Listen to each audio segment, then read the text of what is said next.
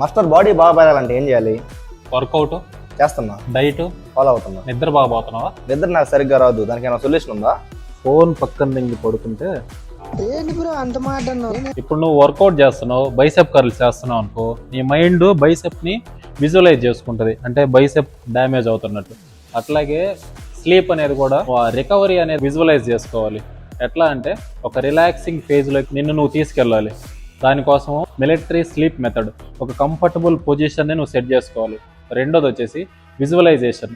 నీ facial muscles దగ్గర నుంచి నీ ఫింగర్ టిప్స్ వరకు ప్రతి ఒక్క పార్ట్ని నువ్వు రిలాక్స్ అవుతున్నట్టు ఫీల్ అవ్వాలి, విజువలైజ్ చేసుకోవాలి. అంటే సెల్ఫ్ హిప్నటైజేషన్ అని అంటారు.